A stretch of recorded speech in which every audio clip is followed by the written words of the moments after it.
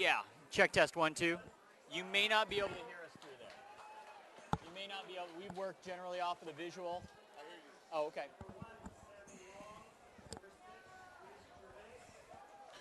Where do you want this wire to go? Doesn't matter. I'm just worried about it catching you up. So I'll be fine. All right. I'll be fine over here. I'm just going to try not to bump anything. All right. Hats on. Let's have a show. All right. Let's get a little bit of a fuse here. Who's winning the kick? Who's winning the coin toss? We don't have that signal yet. You want to keep an eye on that one? Sure. Thanks.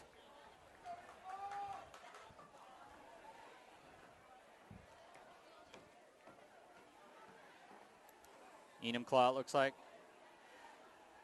Enumclaw declines. And wins. Lakes will receive. Enumclaw kicks. Defers. All right. You guys about ready? Yep, let's do it. Good luck and you guys have fun. I hope some of this gets out there. Thanks, John. Thanks.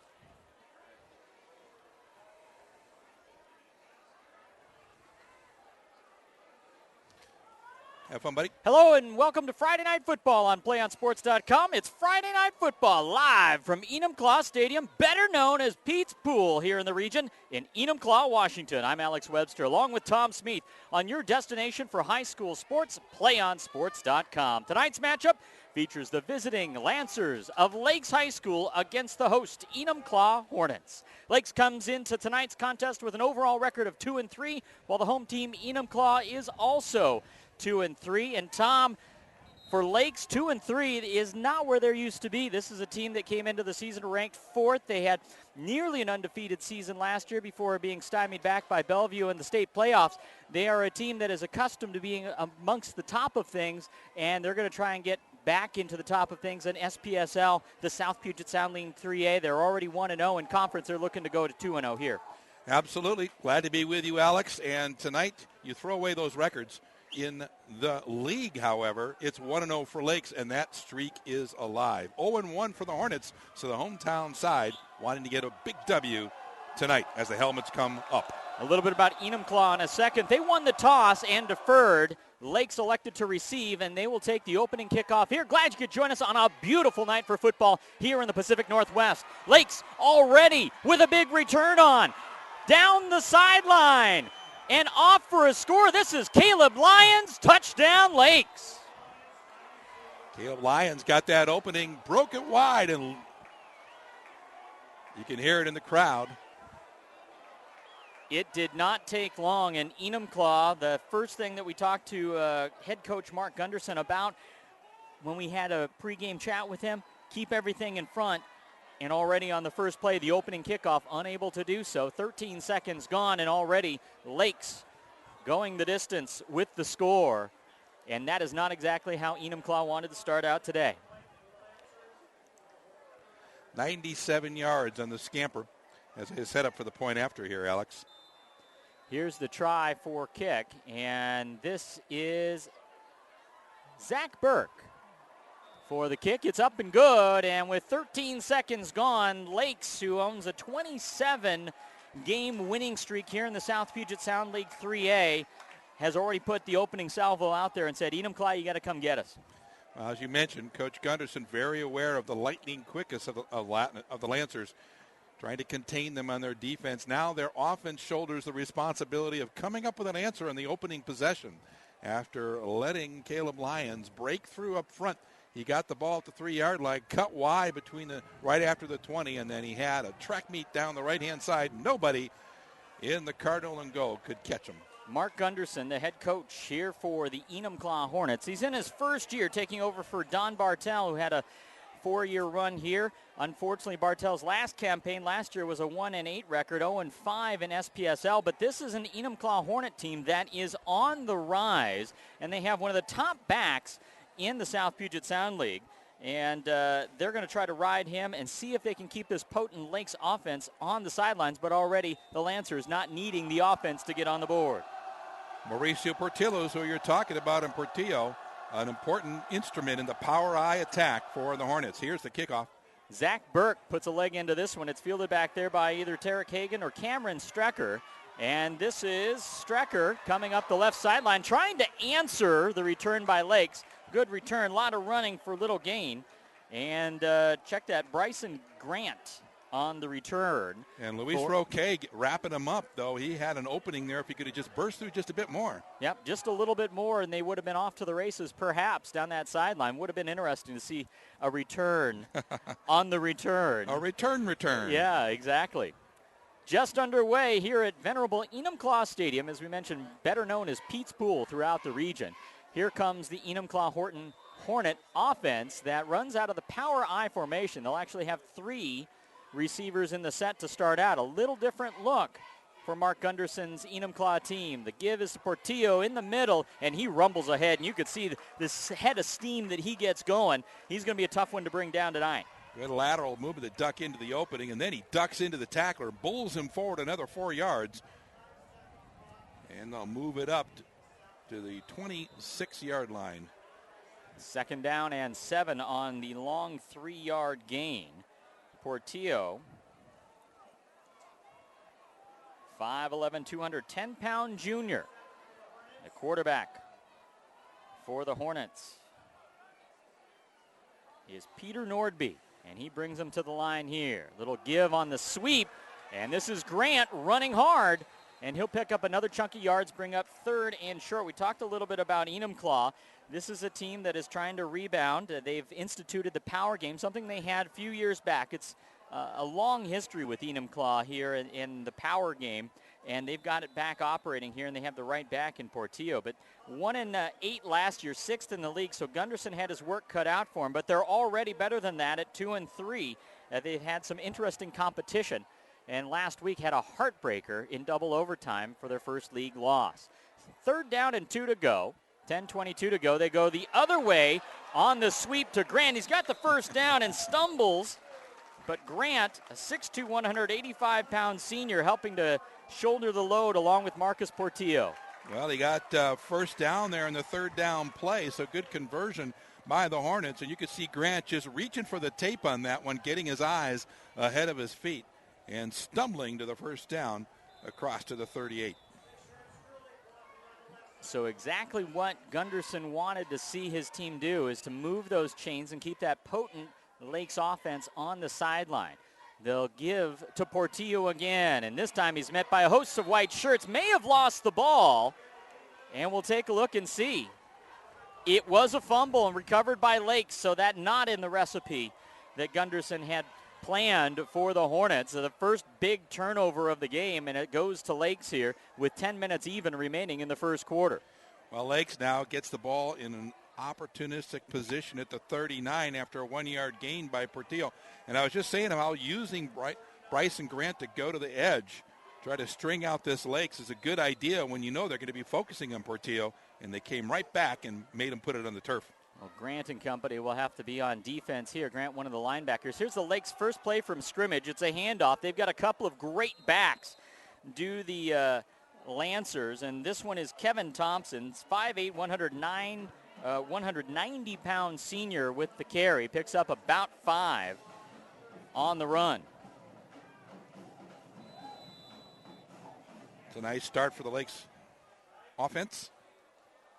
Kevin Thompson, 46 carries, 336 yards, and 5 touchdowns. They'll go to the air here. Quick strike, Sammy Long brought down inside the 5. Big first down on the big first pass play of the game for Lakes.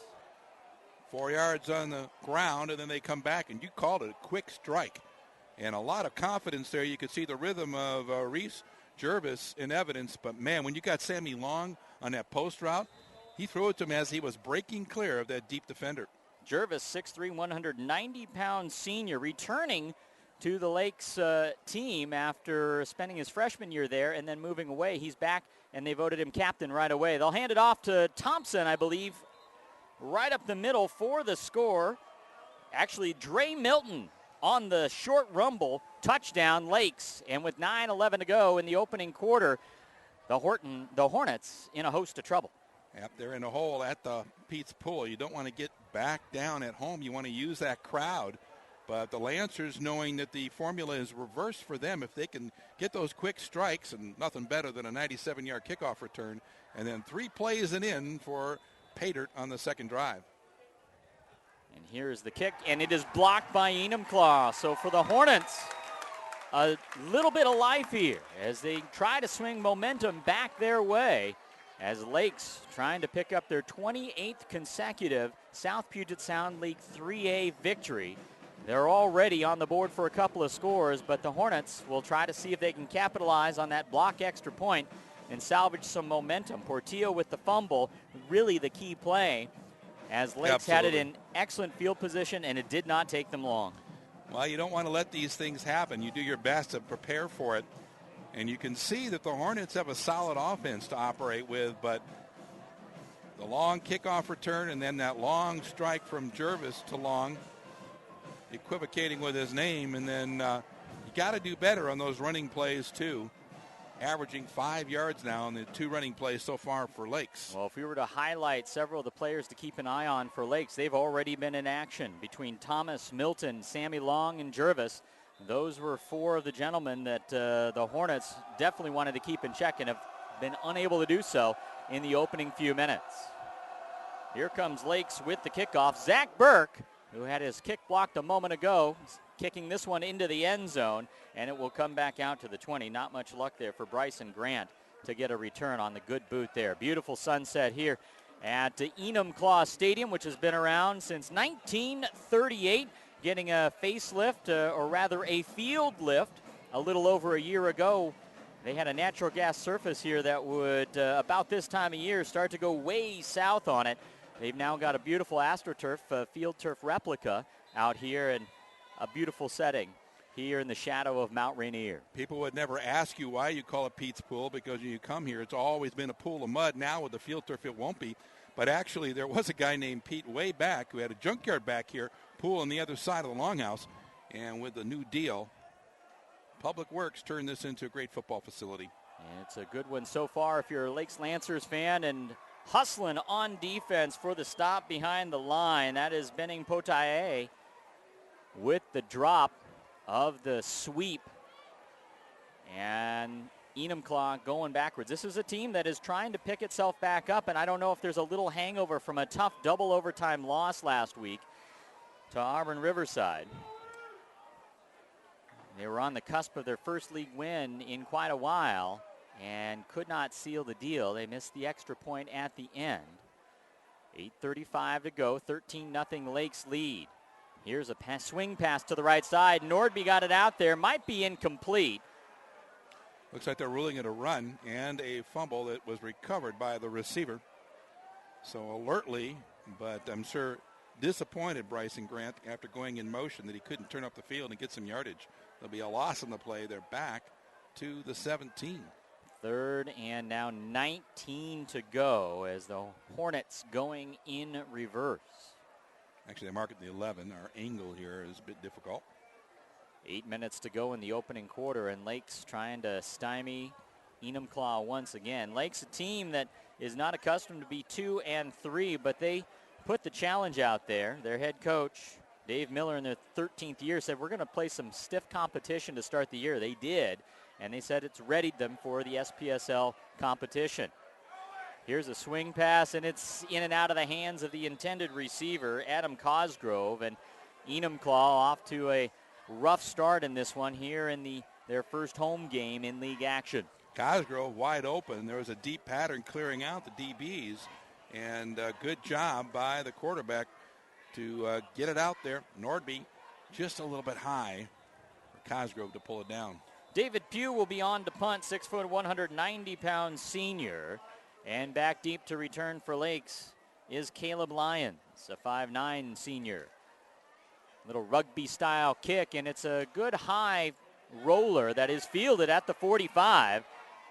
And Lakes on the return with Lyons. He's already had a huge return in this one for a score. Was seeing if he could get it done on the punt. The early one on a 97-yard kick return to open the ball game. But excellent field position once again for the Lancers.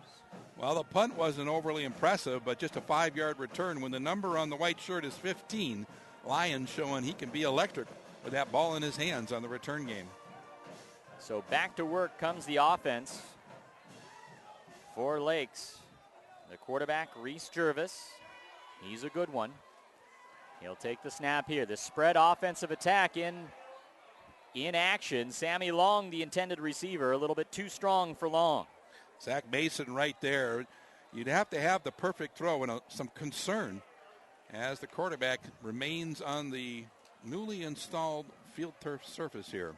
I want to say that is Jared Goldwire, the left tackle, that might be down there. An opportunity to share with you the starting lineup for Lakes. Reese Jervis at quarterback. Kevin Thompson at running back, although he'll spend a little bit of time giving way to Dre Milton. Both of them have carried thus far in this one. The receivers, Caleb Lyons, Sammy Long, and Markin Russell.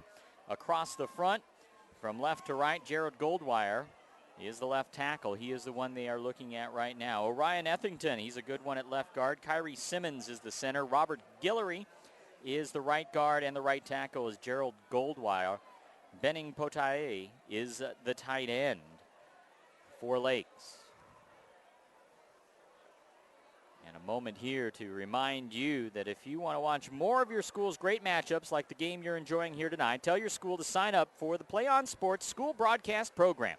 The program allows schools to broadcast all their games and other activities on the web.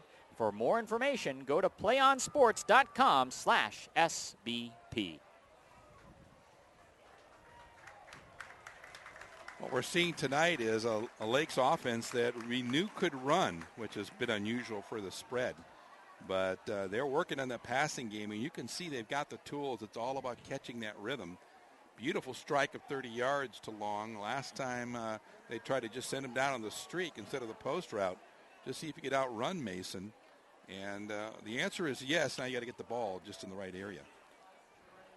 So Jared Goldwire, just a freshman, but he is helped to the sideline, and they'll bring in and shuffle the linemen. 4 receivers in the set here for Jervis, and he guns one near the sticks. That's Sammy Long again, evades one defender, another one, and is still on his feet and finally brought down after collecting, I think, the first down. Yeah, they mark his forward progress to the 24-yard line. A little bit of coaching for Sammy Long. He looks like he can make those moves, but he caught the pass in first down territory, retreated where he would have been tackled and would lose that first down, and then regained it on the double effort. He was running circles for a bit, but he did have the forward progress he was looking for. They'll spread it out once again on offense as the Lancer attack, looking for their 3rd touchdown of the evening, but we'll have our first flag of the night as we'll look for the officiating crew to give us the signal. The referee tonight and his crew, Tony Scholler. The umpire is Steve Bailey. Head linesman Martin Anderson. The line judge is Darren Pointer. And back judge Brian Alvord. Well, I didn't see a mark-off. It looks like there's a discussion among the officials, and they're just going to continue. 1st and 10, ball on the Hornets, 23. Well, break there for someone. Maybe for us. 7:09 to go, a 13-0 affair. Handoff in the middle, hard yardage for the Lancers. That time, Kevin Thompson on the carry. And good job, team tackling led by Nathan Piggott. A little bit of help in that line is going to be needed. They operate out of a 5-2, but they're going to mix it up and try and keep this Lakes offense, at least their line, guessing and changing up their blocking assignments. So a big stop for the defense. Can they string another one together on the 1-yard gain? 2nd down and 9, and now we've got perhaps our first penalty of the evening. And it looks like it may go against Lakes. Little early movement. The defense for Enumclaw, they operate with a unique system, but opting to move away from that a little bit in strategy tonight. Hasn't worked out too well for them thus far. But Lakes, a high-powered team, tough to stop. Need to get some pressure on the quarterback. They don't hear. They find Long. That's Jervis to Long down about the 10. And reaching tackle there by Strecker. Cameron Strecker, the running back and defensive back. He'll be doing some return work as well. The junior just grabbing the belt side of Sammy Long. So we've already seen 2 electric players from the line of scrimmage. It's Sammy Long. And the Lancers, no huddle, getting quickly to the line. 3 receivers spread wide to the top of your screen. And on the run is Jervis. He will do this, and he will score. 6:21 to go. 3rd score of the game for the Lancers. And it's getting late early for the Enumclaw Hornets, if we go by the way things are flowing thus far. Well, the student section is still standing, but a lot of the electricity in the stadium has been out of the balloon, courtesy of the Lancers offense. They're going to go for 2 now to make up for that blocked kick. Jervis will have it. He looks to the air, looking for the corner of the end zone. Little too tall for the intended receiver. That was Lyons again, and just overthrew him a tab, but had him open in the corner. Well, the door remains a little bit open for Enumclaw, but right now they just need to get the ball and settle into their offensive rhythm and do what they originally had slated out to do, and that is to try to keep the ball out of the hands of the Lakes offense to run their power game and move the chains, but they've had struggles with that so far. And the more weapons doing it for the Lancers, the more the challenge psychologically as well as mentally and physically for these Hornets. They've got to build on the positive things they're doing. If we look early, we see a lot of number 6 offensively, defensively. He's setting up here along with Strecker for the return, but he was the nearest defender there to keep an eye on Caleb Lyons, and even though it wasn't converted, he's got to be a little bit tighter on that. And so you got to look at those 2 successes. They know now with a 1 defensive stop and 1 down, I should say, and then also denying 2 extra points, one a blocked kick and the other an incomplete pass. And so they're going to try to build on that. They got to get that offense going, get those first downs like they did the first series, and not give the ball up. And here's the kick back deep. It will be once again Bryson Grant, rather handing it off. And here comes Enumclaw up the middle. Well, Cameron Strecker. Little flip there by Bryson, and Strecker picks it up. Had to look at the ball an extra bit, but the Lancers very disciplined in their coverage, Alex. They had good containment, and they saw that one pretty well, too. The handoff might have been better advised to kind of keep the deception on the coverage team. But so, good position at the 25, really. And Enumclaw setting up for their 3rd drive of the quarter. First one lost on a fumble. And then the second one on a punt. And now here operating to try and move the chains and work this clock a little bit and get some offensive rhythm. The handoff to Portillo. He's hit right away. Check that, Cameron Strecker on the carry that time, and he just bullied back by the Lakes defense. I'd call you a number defensively on that tackle, but it looked more like a white wave with orange trim bearing Strecker. The Enumclaw offense with Peter Nordby at quarterback, the tailback Mauricio Portillo. David Pugh is the fullback, so they try to operate that power eye. The wide receivers, Zach Mason and Bryson Grant. The tight end is Adam Cosgrove. And across the line, left to right, Chandler Struley, Sam Fisher, Nathan Piggott, R.J. Van Hoof, and Richard Heer. And they are trying to get things in gear here on their 3rd drive. Pass is picked off. So already 2 turnovers against Enumclaw. This time, guess what? Caleb Lyons. You're calling his name a lot already. That was a purely great athletic move for the quarterback to be able to drop that in there, and that's asking a lot of a high school quarterback. We've seen 2 of them going here. Running the passing play out of the power eye gives the defense a chance, a little more time to read the patterns and put themselves in position. And for Caleb Lyons, he was the under defender, just stopped and jumped, a little basketball rebound. So Lakes in position for their 4th score. They hand off. This is Milton. This is another touchdown. Ouch. Dominic Milton from 32 yards out, a 1-play drive for the score, and Lakes running it up on Enumclaw. This looks more like the Lakes team that folks are familiar with, not the one that came in 2-3, but the one that was undefeated until their season came to a close in the state playoffs last year. Well, 32-yard running touchdown from yet another weapon. And they go for 2 here. And it looks like they've got it this time. Thompson on the carry. He gets the score.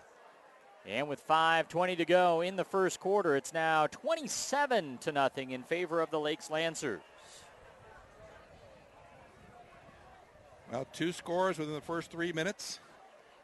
And then less than a minute between the last 2 scores. A sense the Hornets have got to shore up their defense right quick. This is a game when we came in, we were talking about in preparation time, Alex, where folks were saying this is maybe a 2-score difference between these 2 teams. They were expecting a lot more from Enumclaw than we're seeing here in the first quarter. And it really is credit to the speed and quickness and a definite quick-hitting, quick-scoring mental attitude from these visiting Lakes Lancers. Well, and it's been all the guys that we would have thought, Jervis and Thompson and Milton so far. And this guy at Lions, who, as I look back to last week, is just picking up where he left off. He had a couple of scores last week, including a punt return for a touchdown. He's got a kick return and an interception already today. Big kick into the end zone, so that'll come back out to the 20, and that's where the Hornets will try to set up shop. And right now it was fumble, punt, and interception. It's got to get better soon. You hope it gets better soon, and you were a little worried when we talked to Dave Miller because there are a couple of players who couldn't make it because of injury, a couple who are out there recovering from an injury, taking off a cast, a little bit of a tweak of an ankle. We're expecting to see those 2 runners, number 35, Kevin Thompson, and number 23, Dominic or Dre Milton. Well, both of them have scored and advanced the ball pretty much at ease. That 32-yard run, a gash for the Hornets defense. Now it's up to the offense to settle down, and even though they rely on their runners, the quarterback has to start with that and operate with some confidence. Nordby at quarterback. The last pass attempt was intercepted. This one he's getting flushed from the pocket, goes to the air. This one complete for a first down and more. He finds Adam Cosgrove around the 40-yard line, and that's a way to get some momentum back. That's a really great strike, and rolling out of the pocket, lots of white shirts in front. Sammy Long playing deep off of him, and I didn't quite catch whether that was just a drop in the zone area or if he made a move that sent him long, but Long came in and made the tackle after the 20-yard gain. One of the players that Enumclaw is missing this week is Bryce Peterson, who scored 3 touchdowns in his first game for the Hornets last week. He broke his arm on Tuesday and unable to go, certainly, and so his teammates trying to play in his honor, and so far they are stymied. On the carry that time, Bryson Grant rebuked for no gain. And he comes up hobbling. A lot of credit goes to Dre Milton pursuing from the back and setting up for the crash of Caleb Lyons. Grant tackled from behind by Milton on the double sandwich there. One goes high, one goes low, and it's no surprise that he comes up just a bit gimpy there. And there were some early gains to be had on those sweeps, but Lakes has pretty much shut those down. Absolutely. Nordby to the line. He's got 2 receivers to the bottom of the screen, 1 to the top.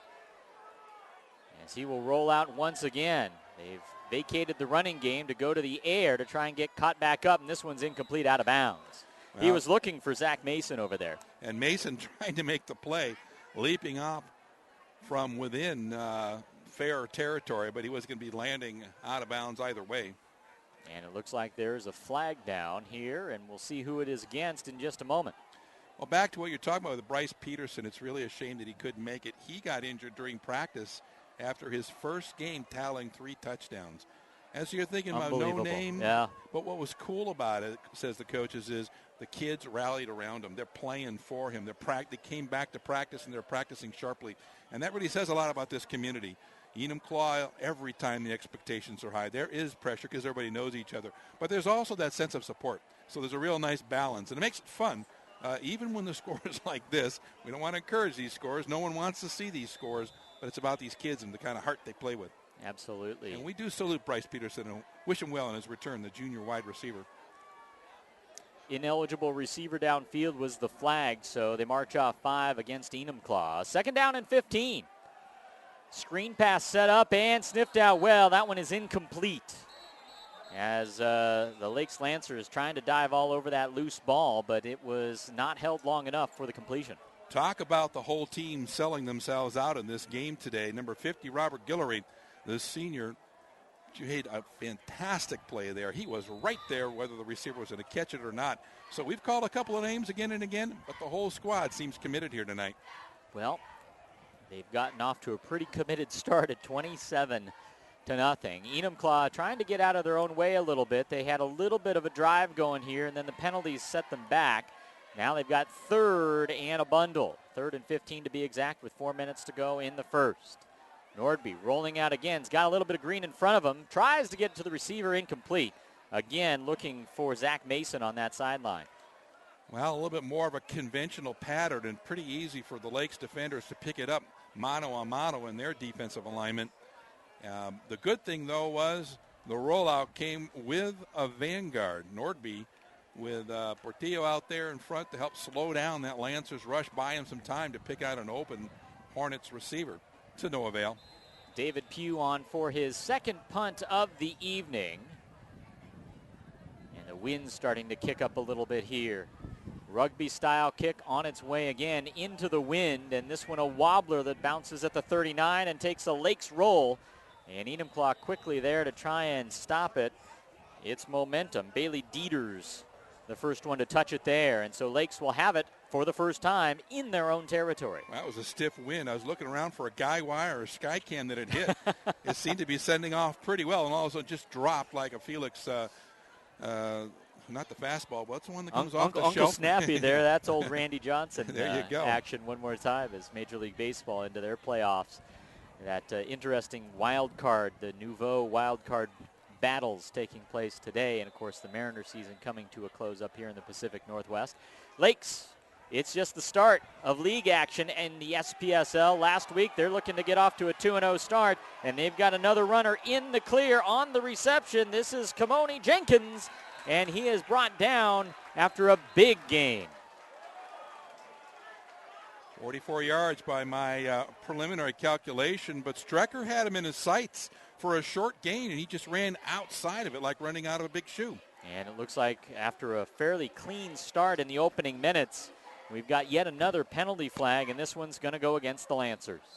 Well, it's a big one because whatever they're going to mark off, it's always going to take off that 40-plus reception and run. And all the Hornets need is yet another weapon to worry about. Of course, it's a team concept when you talk to Mark Grunderson beforehand. He is looking at how to contain them, how to keep it between the tackles and slow them down defensively. Then, of course, the other side of the coin is holding the ball, extending the game for yourself by holding on to it and keeping your defense off the field. And that's another area where the Hornets have got to, convert. An illegal block, illegal use of the hands against the Lancers, backing this one up a bundle. Jervis giving it off. On the run on the sideline. Again, Kevin Thompson. He might go the distance, and he does. And again, another penalty flag. And it's coming back again. It's in the area where you think it's going to be a hold or some kind of an illegal block. And yes, it is. Good prognostication on the predicament for the Lancers. And for the Enumclaw faithful, one of the few bright lights thus far. And for Lakes, these two penalties here in succession are the first two miscues. And you know what? It's not something you can brag and puff your chest up about, but every break you get helps you build some confidence. And it's going to help.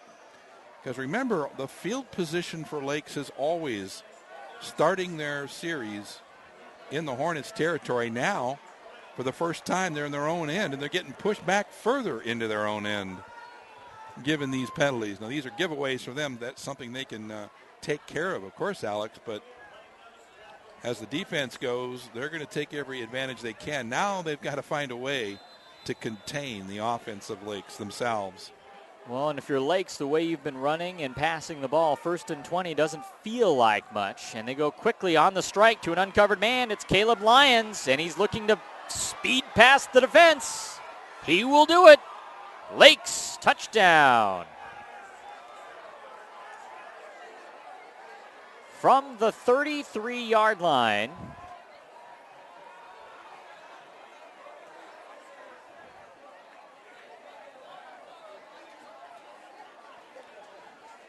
And we have still 3:06 remaining in the opening quarter.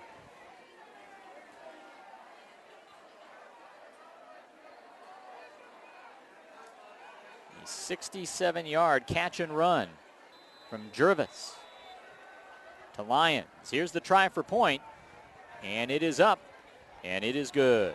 And Zach Burke gets this one, and it's now 34-0. You talked about it being a run and catch, and it was an easy in route. The quick strike, as you mentioned, by the time he made his one move, just ducking his shoulder, Lyons, not a whole lot he had to do. It was just a track meet after that. So he caught it for 17. He ran for 50. And their strikes on the air are deep in the defensive secondary for the Hornets.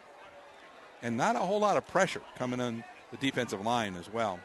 So they're getting rid of it so quickly. Yes. It almost looked like he was an uncovered receiver, unless they were playing back in a little bit of zone. They were, but once you get the inside edge, that slant is one of the easiest passes to convert. And it's something you should be able to go to as a passing team anytime you need it. Even a team like the Power I running Hornets, be able to throw that quick strike. And once you have the defense on their toes or on their heels either way, then you have a chance to predict what they're going to do and come up with another play. And it's good to hear the spirit of Enumclaw at play right now. Zach Burke puts a leg into this one. He's been a very busy guy at the beginning of this one. And with the return for Enumclaw, a new man, Tarek Hagan, seeing the ball for the first time on the return game, gets it out to the 30. As we see one of the regular guys, Bryson Grant, still on the sidelines as he was injured a little bit earlier. Yep, they're working him over. And, of course, Hagan, we were told, was going to step in for another injury for Enumclaw. Those nicks and knacks, they're part of the football season, so you've got to have a team that can step in. And a nice 20-yard return for Tarek Hagan. 2:58 to go in the opening quarter. It's been an onslaught from the Lancers of Lakes High School. And this 30-yard line, Alex, their best starting field position. And they're going to go backwards as the Lakes defense right there to stuff it. Cameron Strecker, I believe, on the carry. And a pretty good job again by Lakes. They seem to be comfortable containing the runs between the tackles. A little bit tentative and maybe vulnerable at the edges, and therefore the rollouts should continue for Nordby. Nordby, just a junior quarterback in this system. Of course, as we were talking to the first-year head coach for the Enumclaw Hornets, Mark Gunderson, he was talking about how this is an implementation and it takes time of the system in the new Enumclaw way. Another run stuffed in the middle again. A rugby scrum, it looked like that time. David Pugh trying to punch it in, and again, a team tackling effort, rallying to the ball. Lakes Lancers playing with a lot of extra energy here on the road. And we talked about Lakes coming in with an unusual 2-3 mark for them. They had a overtime loss at the hands of Woodinville to open the season, then beat up on Bellarmine Prep. Actually didn't beat up, it was a squeaker, 42-38. Then dropped one, 35-14 to a very good Skyview team, and then fell 53-14 to Camas. These are some heavyweight teams that they were taking on in the early part of the season. And now they get into SPSL 3A competition, and they feel like they're very well prepared, and it looks so tonight. Well, talking to Coach Dave Miller, it was kind of funny. We say, well, how's the season going? How are the guys picking up? He goes, it's good to be playing in the 3A. But we he did say that. Hey, Coach, you just got done playing a bunch of big heavyweights. What are you talking about? So he uses them to prepare his team, and I think he's using them to good advantage. As you mentioned, going up against Bellevue in the state playoffs, not a bad year last year, and look at a return again this year. And then last week, Lakes in their SPSL opener. Here's a snap over the head of the punter. Going to be trouble for the Hornets. Shovel this one out of the end zone. They throw an incomplete pass, which is actually probably one of the smartest things that you could have done back there. I want to credit Mr. Pugh for making a really heady play, because you give up 2, you got to punt the ball as well as tack on 2 points. He doesn't want to do that. You try and run it. There's no way. So that's a pretty heady play. If he can't get rid of it with his leg, why give up the 2? Just throw the incomplete pass. There might have been a penalty. You never know how that's going to turn out, but certainly better than having Lakes covered in the end zone for a touchdown. Wow. So that's a big play. Credit him. And what that does, of course, is leave Lakes in the best field position for them to start a series. Little less than 48 seconds to go in this high-scoring opening quarter for the Lancers. 4 receivers in the set. Reese Jervis, lots of time. Now he'll take it on the ground and is met by some maroon jerseys for minimal gain. Tyler Osborne doing a good job as if he's shadowing the quarterback, holding his position, and we have a Hornet down on the field. But Jervis is not going to beat you with his legs, but we've seen already he's a pretty confident runner. He's actually had pretty good success. We talked about on his running touchdown earlier. That's something that they do tend to do with him, and you can see why, as with all those receivers in the passing lanes, there's a lot of room to roam, and he's not the most fleet of foot, but he's not got his feet in cement back there either. He knows to go north-south, and even though he didn't really gain anything there, he saved a sack, kept his team at a virtual 2nd and 10, although you can call it, I guess they're calling it 2nd and 9, a yard gain there. But let's break him down as a quarterback. The number one thing for any quarterback at any level is decision-making, and it's asking a lot for kids at the high school level not to make a lot of mistakes. Jervis seems to be confident against this Hornets defense. He knows to go in different parts of the field. He make good decision to pull the ball down. So far, I mark him well also in his style. He's got good footwork, and he's throwing from a good base there and a quick release. A lot of things you can't coach, but, of course, a lot of things it takes lots of reps, lots of discipline, and someone who's willing to take good instruction. So it's going to be a really good tool here for this Lakes Lancers team throughout the year. Nathan Piggott is the injured Hornet, and they have taken a good long look at him, and he gets up under his own power to a nice round of applause. Piggott, a 6', 215-pound lineman, a senior who looks like he'll hopefully be able to make it back in a little bit later, but they took their time, as you want to do, to make sure that he's okay. Well, he is an important cog. Not they wouldn't take the time with any player injured, of course, on the field with an injuries involved. But he is an important cog both in the offense and the defense. And getting back to the quarterback, who is getting set to operate here on 2nd and 9 from the Hornets 29. Jervis is a familiar Washington family name in the field of football. His uncle is Steve Jervis, the old Skyline coach. And Jervis looks to go to the air again, complete to guess who? Caleb Lyons, who's down inside the 5, is pushed forward near the goal line, is going to be a couple yards short with about 21 seconds remaining here in the opening quarter. Caleb Lyons, I'll tell you, an up-and-comer right there. And another first down for the Lancers, and he showed himself a tough runner as well, bucking in the defenders. First down and goal from the 3. Jervis to the air, gets hit from behind, has a man in the end zone. Does he have it inbounds? They say yes. Touchdown, Lancers. Markin Russell. Russell turning back to collect that ball. Plenty of space in the corner. Again, Jervis finding real nice connection. And he's liking this direction. He's only got 11.4 seconds left in the quarter, but he has operated in this direction quite well. And, of course, we're looking right at the Longhouse, which is the clubhouse where the locker rooms are. There are old locker rooms underneath this stadium, but they're no longer fit to be used.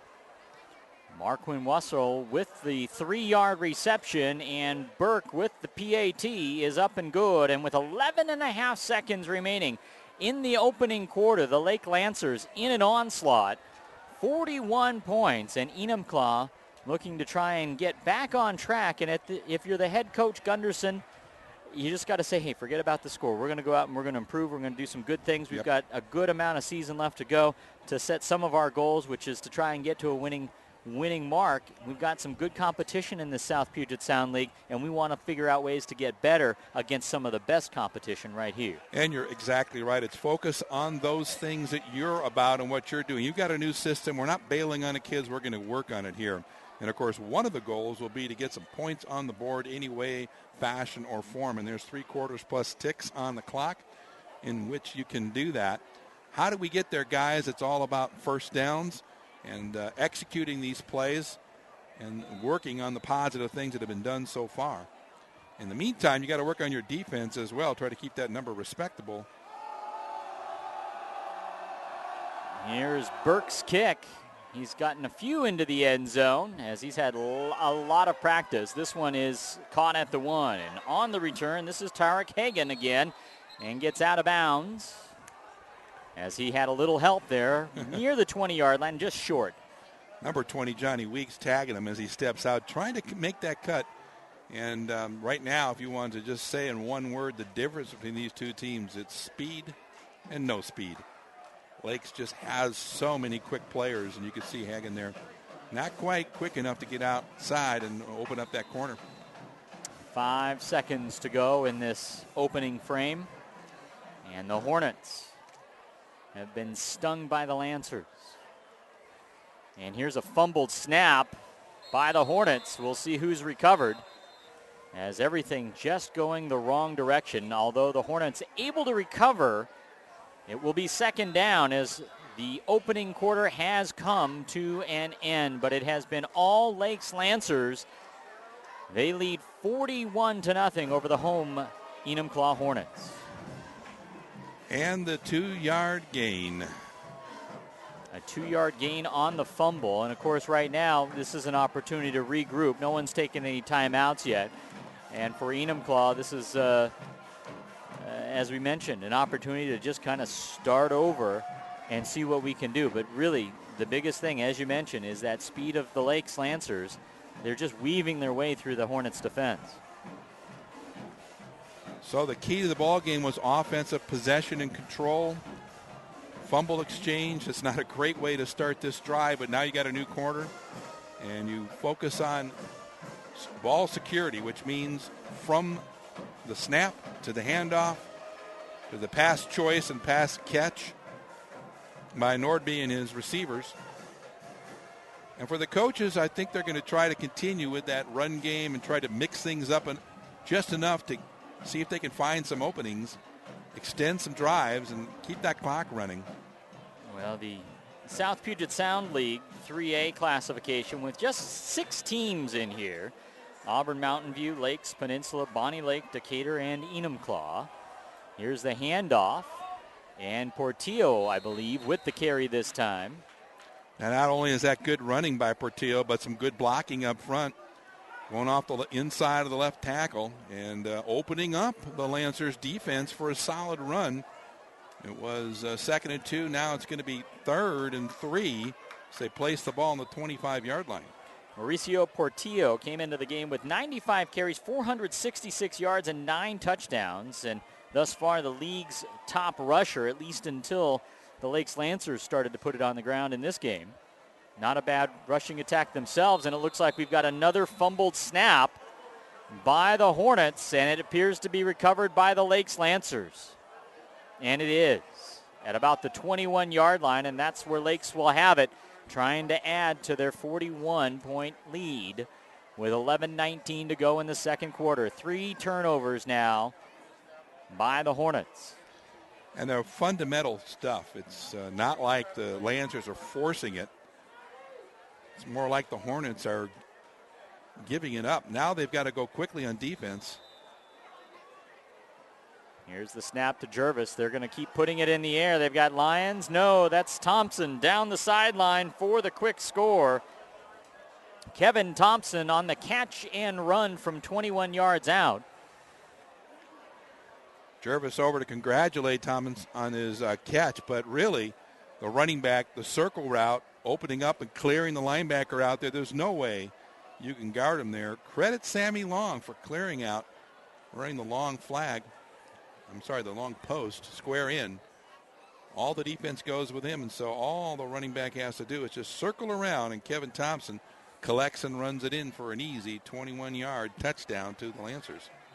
Zach Burke on for the extra point try. This one is down, it is up, and it is good.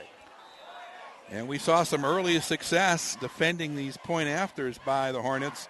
And little plays like that, I think, are the ones that tell you where the heart and soul of this team is. And David Pugh leaping across, trying to get that block. Unsuccessful, but coaches, players, parents fans, keep an eye out on those folks who continue to put their effort out on the field. Just like the work at practice is going to help build your team, build the system, build the confidence in the system and each other. And that's how you get a program turned around, and Coach Gunderson knows about that. Well, Lakes within a league opening win against Decatur last week, 55-18. So lopsided scores are not uncommon when Lakes takes on their district foes. Camas Papermakers got Lakes 53-14. So Lake says, okay, we're going to come back, and the Decatur Gators are down 55-18 last Saturday of September. And, Lakes Lancers over the years have put up some gaudy numbers. And they've had some good experience and good history in this state. Well, when you talk about the teams that Lakes has played early on, that tough schedule, they move up a classification to the 4A level and take on teams that are still ranked in the top 10 of the 4A. And here's Enumclaw with a nice return that time out past the 30-yard line. And right now you just want to see them move the chains a little bit and get some first downs, but more importantly, hang on to the football. Exactly, and Strecker there grabbing the ball, running with authority, winding through the openings that his return team provide him. That's great leadership for him. And the Hornets now from the line of scrimmage need to execute. 11:07 to go in the first half. And the Hornets. Tight formation here in the Power I, Alex. Peter Nordby with the give to the second back through. Portillo met by a host of white shirts and thrown back. He barely gets to the line of scrimmage. Not a lot of blocking. And I think when you tighten up like that, it might be an advantage to your defenders. Lake's a bit larger than you, except for number 43. They're pretty much on par. Benning Potoawe, sophomore at 6'4", 240, listed and weighed at the beginning of the season. Probably continues to grow every night when he goes home and responds and recovers from the workouts. Mickey Aarons, the defensive coordinator for the Lancers, running that 3-4 defense that has been stifling so far tonight. A little bit of a gain here on the run. It keeps the clock moving, and it'll bring up third down, but still about 7 to go. 1 yard, 3 yard. When you're a power I formation, you don't pay too much attention to that. You're trying to wear them down. You're trying to break them open, but you need to extend the chains, and that's why it's important to have a couple of different plays now with number 6 on the sideline. We talked about it already. Byron Grant, he was the one who tested the edges early going. Not available to the Hornets now. On the rollout, Nordby evading one defender, looking near sideline. Is it caught? No. Juggled in and out of the hands of the intended receiver. That one would have been a tough one. Adam Cosgrove, the senior wide receiver, could not hang on. Cosgrove running a great pattern there. He had a great position with the defender on his back, and he did a pretty good job tight roping, trying to hold on to the ball, but the double clutch, I think, did him in. The officials in great position to call that. They didn't wave juggle like they do on TV, but credit Cosgrove with a great effort. Pass, of course, ruled incomplete, so here's another fourth down opportunity. David Pugh again on to punt. Caleb Lyons standing on his own 40, now dropping back a little bit. As this one, a more traditional punt, still end over end and a wobbler that bounds out of bounds inside the 40-yard line. David Pugh claps his hands in disgust, but actually he did a good job getting it away under pressure. The Lancers trying to get that block and angling it out of bounds, no return, and that's the second aspect you're looking for in a successful punt. Get it down the field without any trouble, and then no or little return, and that's a real good success for the Hornets on the fourth down that becomes a defensive play. Well, with Lyons, a punt return for a score last week, already a kickoff return for a score in this one. Keeping it out of his hands is critical. With the angle on the punt, they mark it at the 44-yard line, and here's some good hustle by the Hornets defense, bringing down the Lakes running back. That's Dre Milton. Milton still getting about 4 yards on the carry despite the effort. Mauricio Portillo, one of the top players for this Hornets team. We're looking for him on offense and really hasn't done a whole lot there. and he's called on to track down the big Milton. You could see he could barely wrap around the big tree trunk to haul him down, and he offered his hand to help him up. Good sportsmanship from the lad. Bunched package off that right side. Jervis still going to go to the air. Has a bunch of maroon shirts around him. Finally gets out of the pocket and is using those legs. He's already got one touchdown in the game. Breaks into the clear for the moment. Evades another tackler down the sideline and out of bounds, and then brought down as he goes out of bounds inside the 15. Cosgrove, we thought we've called his number offensively, but finally tracking down Jervis. Well, we talked about Jervis having sufficient legs. We may have to upgrade that just a bit, Alex, as he showed a good choice-making, picking the field, open field running, great stiff arm to get some extra yardage. A little bit of an insult there, and I think Cosgrove wanted to wrap him up in the end no matter what. One of the things we were talking with head coach Dave Miller about before is the reloading of this team, just returning 2 starters from a year ago. But right now they look like to be in full motion here as they get a complete pass for about 5 or 6 yards. Our angle on that, Alex, really shows another quality you've got to love in this kid. Jervis at 6'3", surveying the field. You can see the bounce in his step, lots of confidence, and that height does help. Kamoni Jenkins, the sophomore receiver with the reception. 5'10", 165-pound wideout. 2 receivers to either side. Jervis on the set run. He'll pitch it to the wide side. This is Dre Milton. Is he in for the score, or is he out of bounds? The official on the line, I thought, put his hands up. I saw all the Lancers putting their hands up for a touchdown. And they're in for the score. Milton just getting to the pylon on the pitch out. Well, he had to work for that one, pushing the pile over the line. Good pursuit by the Hornets defense, and they seem to rally at the ball pretty well. But this is a pretty powerful running back, number 23. Dre Milton, it's 5'11", 225. He is a fast-running, powerful little tree trunk. Kick is up, and this one also is good. And with 7:58 to go in the first half of play, it is now 55-0 in favor of the Lakes Lancers over the Enumclaw Hornets.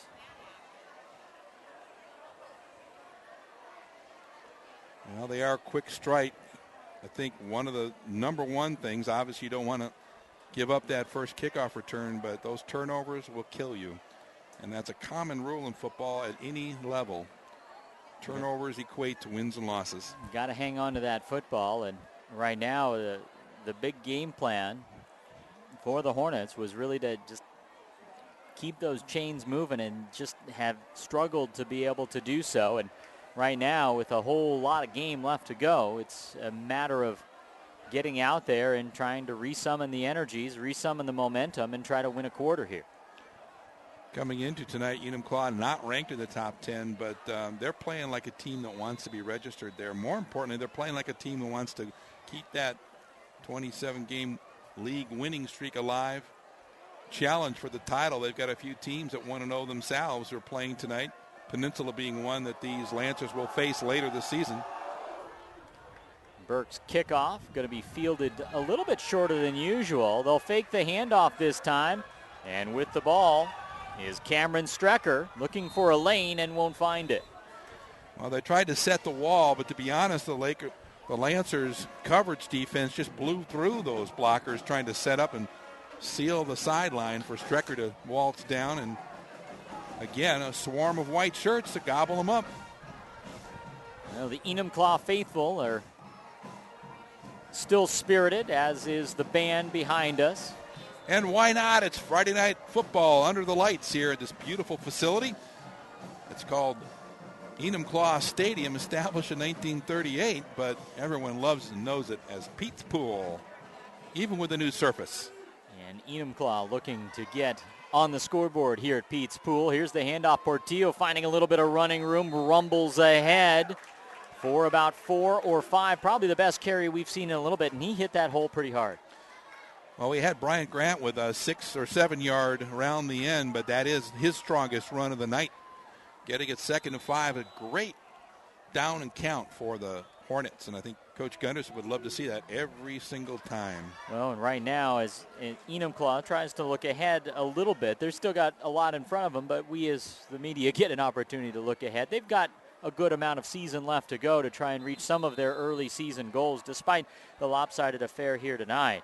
But next week, they visit Bonnie Lake, and an opportunity to take on a team that's 1-4 that's taken on Decatur tonight. So a team that they could certainly say, hey, let's start setting ourselves up for what we can accomplish in the weeks to come.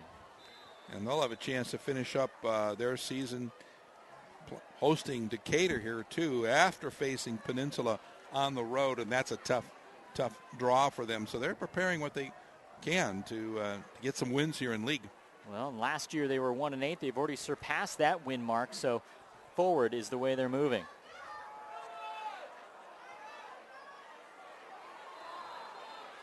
And again, you've got some great defense coming from one of those numbers and names we've been calling, Dominic Milton, playing the linebacker position all the way back to force Norby to the ground and get that loss.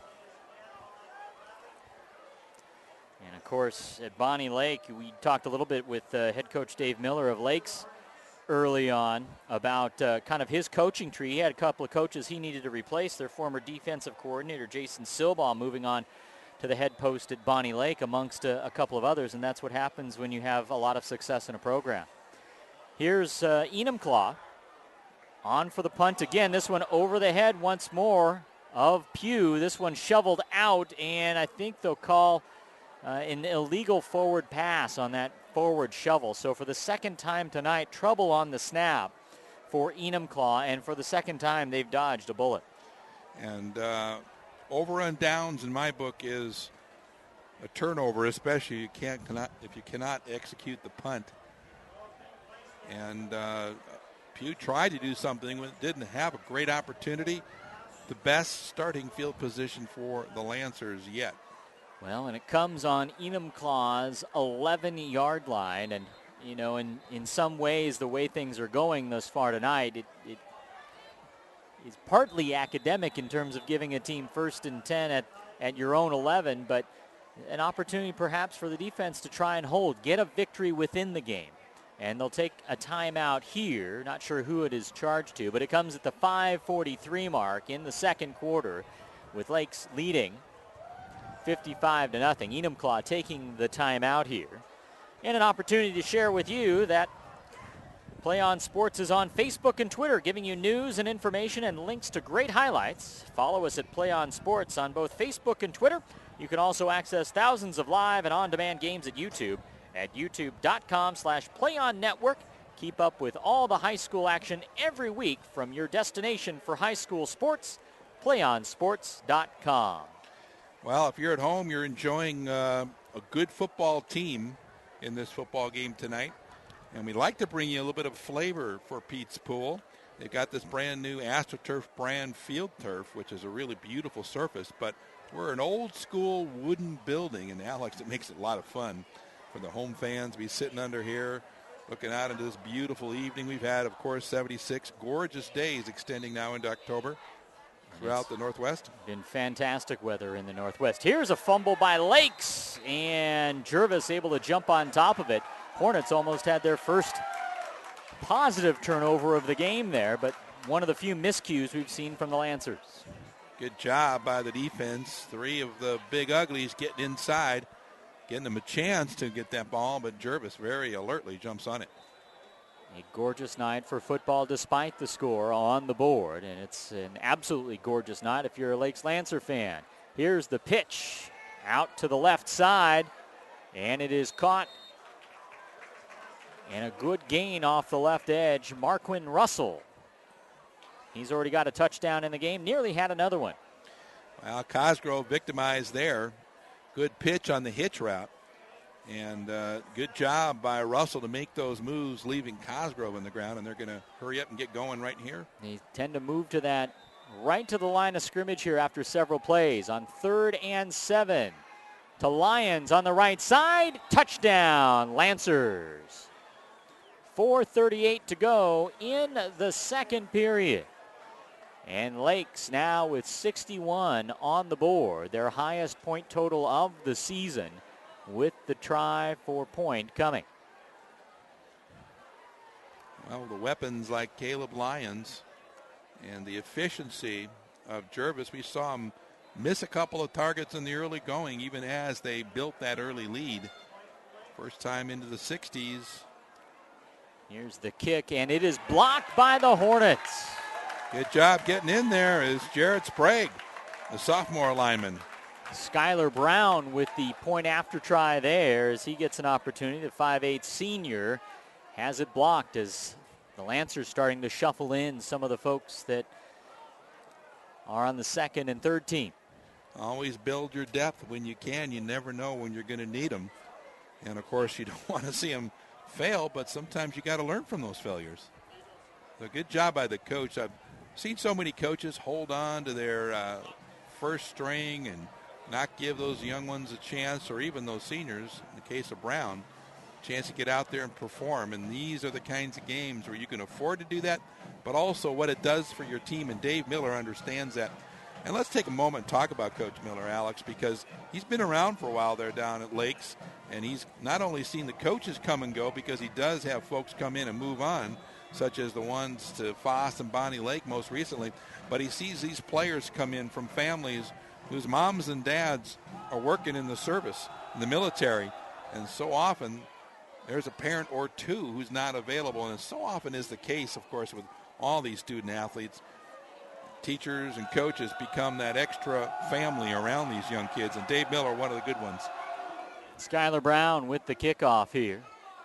And true, the words you speak, Tom, about the folks helping those in good situations. Here's a good situation for Tarek Hagan as the best return of the night for Enumclaw gives them some of their best field position of the evening and an opportunity to see what they can get done with the short field. And our camera right there to show you as Tariq slaps his hands. He knows he done a good thing. And the first time on the return, they get it past midfield. And is there going to be a mark off? It looks like it might be coming back as one of the few flags that we've had as of late. We had a bunch there for a while late in the first quarter, but illegal use of the hands. We'll bring it back, and that's just the way it's been going for Enumclaw tonight.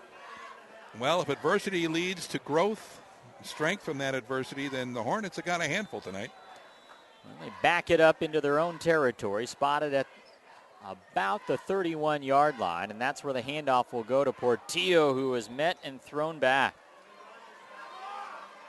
And he's getting helped up by his opposite number. Actually, running the ball looks like was Bailey number 34. Rogers. Yeah. Yep, Bailey Rogers, a sophomore, 5'9", 175-pounder getting the carry. As the Hornets look to change things up a little bit as well. With Portillo going both ways, he's got to be a little tired playing that defense against what has been a tremendous offensive run here for the Lancers tonight. Well, how many 100-yard dashes do the sprinters sprint in a day? He's already been hustling around the field quite a bit here in the first half. So Rogers, the tailback, in the eye on 2nd down and 12. And this one is up and ahead for maybe a yard. Well, from 2nd and 12, they're going to be 3rd and 8 or 9. Actually, so a little more yardage on the carry. Yeah, pretty decent run from scrimmage. I mean, I know we're already talking about players who are coming in who aren't your front runners or front liners, but anytime you can get the team operating together, get that rhythm as a unit, and plus 4 yards, 3.5, whatever you want to call it, that's a positive for the Hornets as Hagen goes wide left. 3:08 to go in the first half. 3rd down and 9. As Rogers remains in there at the eye back. Nordby trying to get rid of it, pumps twice, now going against his body, completes it. It's going to be short of the first down, but a good positive gainer for Enumclaw. As Nordby escaping trouble and then able to find a receiver. That is tough. You could even see it by his body language as he rolls left. He's trying to find his receiver. Finally makes a good decision, gets it in there to complete it. And it's really awkward to run left and throw right. You can see that all the way, but he did convert. End up about 3 yards short, so the punt coming, and you got to be wary of the snap as it's been trouble for David Pugh to handle back there as of late. Gets this one here. This one a line drive. The rugby-style kick is on its way, and back to receive it is Marquin Russell. Evades one defender, still on his feet, and finally brought down near the 35-yard line. Check that, Kamoni Jenkins. First one down was Zach Mason. And Jenkins, man, doing a good job running out of that tackle, but Mason right back in the mix trying to make that play. So I'm seeing lots of good signs on the esprit de corps and the focus and the competitiveness of this Hornets team. I mean, you can imagine a young kid, you look up at the scoreboard and you see that 61-0, and it's 2:05 to go in the half. And you've seen your team be outclassed here in some plays. But they're doing the right thing. They're keeping their heads in the game. New quarterback into the mix for Lakes as Terrell Brommer, a freshman 6'2", 175-pounder, comes in, loses the handle on the ball. Enumclaw's got it.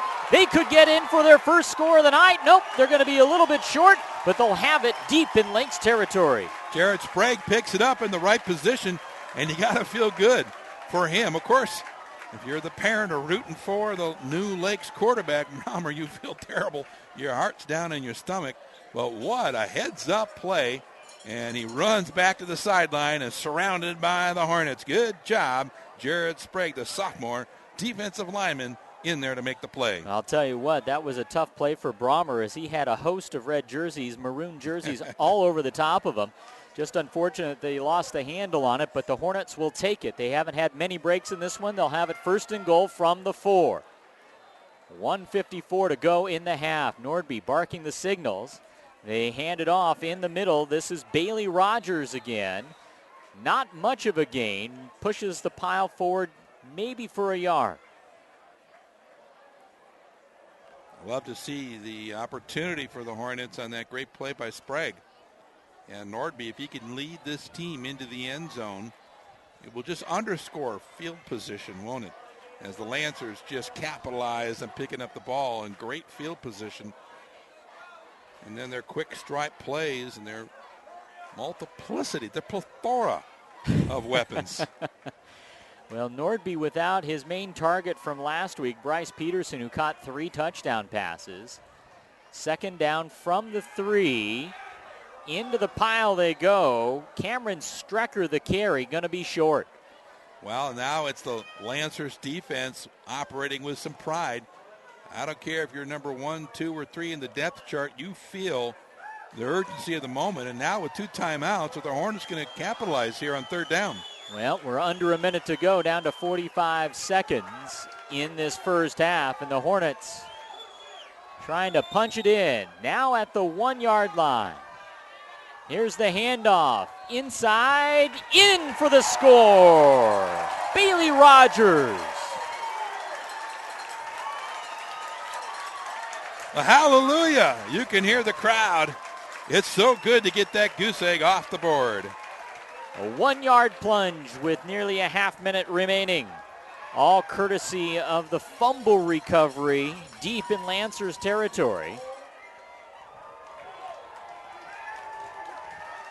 And the fans here are celebrating. As that 0 on the board now gone. Here's the try for point. It is up and it is drilled. As Cameron Strecker, check that, Caleb Guerter punches it through with that big right foot. And with 32 seconds to go in the opening half, Lake 61, but Enumclaw on the board with their first score. Caleb Guerter converts the kick. We saw him practicing that earlier on, as all kickers will do. But what great hands Cameron Strecker, entrusted with the ball so often for the Hornets. Gets a nice snap from center, puts the ball down, kick is up, and it's good. And it's not a 6 on the board, it's a 7. That feels good for the Hornets, so you got to celebrate every single success. And you credit that, of course, with the fumble recovery and the return by Sprague to get him down into scoring position. And then the short yardage offense punching it in. The Hornets get on the board here. Just over half a minute left in the first half. And There's going to be a lot of discussions in that locker room, but believe me, their ears are going to be a little more wide open after they've converted and getting on the board there for Enumclaw. Well, it took a while in this game for Enumclaw to get one of those rewards out there for their efforts, and a great way to see that happen with the defense sparking it, the offense completing it, a real team feel to it as both sides contributing. 2 Hornets in the area for the longest time was Enumclaw. The White River broke off. Nice storylines behind that, but they both held on to the name Hornets. No one wanted to give up. And that was the opening rivalry game for these Enumclaw Hornets, and they were able at home here in this brand new facility surface to come away with a 22-13 win. And every win, every victory to be celebrated, but none like that. They said they could barely count the number of people. They'd never seen so many people come in the gates here to see this new facility and see that great rivalry football game. Caleb Guerder exhibiting a tremendous leg as he kicks this one out of the back of the end zone. Guerder, a 6', 170-pound senior kicker. Wow, good leg. Belted that. Now, of course, in the college ranks, you go to the touchback like that, it's going to be placed on the 25-yard line. Still, it goes to the 20 on the high school, but anytime there's no return, something like that, that is the kicker using a little extra emotion, getting in behind the ball. Good job for Mr. Guerder. Guerder with a 20-yard field goal last week and several extra points. A tough-fought battle, but coming up short in double overtime against Auburn Mountain View last week were these Hornets, and they would have had their first league win in a couple of years. That one had to hurt. But they are trying to regroup here today, and always tough to try and do that against a team with a 27-game league winning streak in Lakes. And they look well on their way to getting it out to 28. And back in there at quarterback is Terrell Brommer. Again, a 6'2", 175-pound freshman.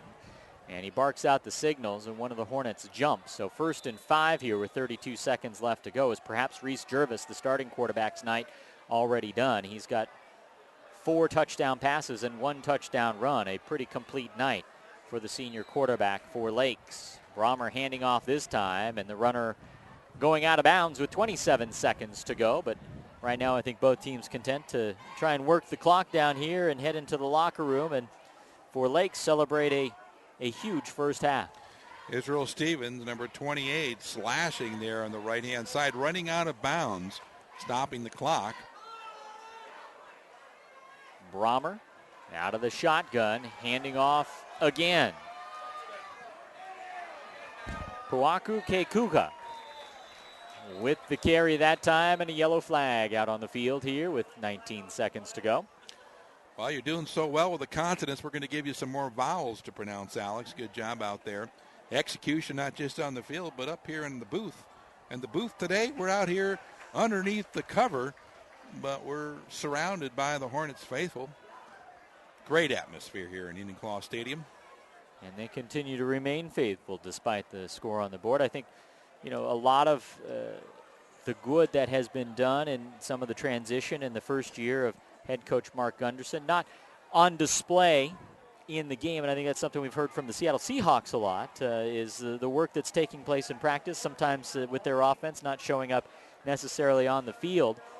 We hear that from time to time, and a lot of that great work takes place during the week, and it takes a while for it to show up on Fridays, especially installing a new system, such as the one they're trying to do here at Enumclaw. 15 seconds to go after the march-off against the Lancers.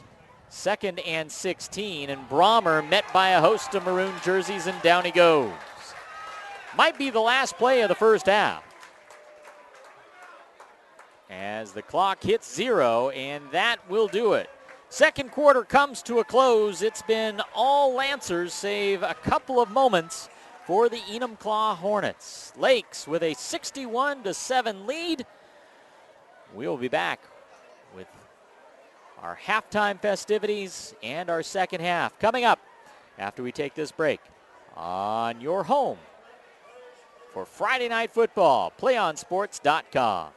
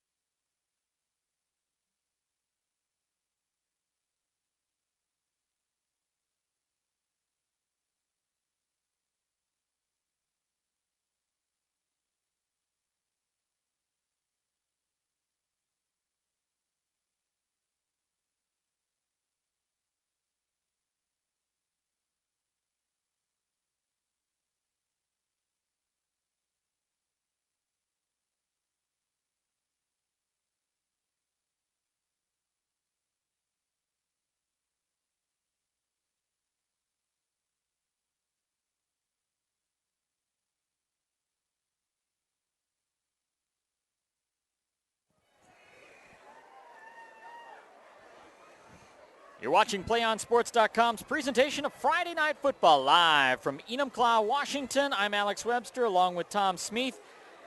And it has been a barn burner so far for the Lakes Lancers. They lead this one 61-7 over the hometown Enumclaw Hornets as we get ready to start the second half of action. And the Lakes Lancers coming in 2-3, as did the Enumclaw Hornets. And a lot of folks not accustomed to seeing Lakes down with a losing record, but they opened up the first part of their season testing this team that went nearly undefeated last year. They have 27 consecutive South Puget Sound League 3A victories.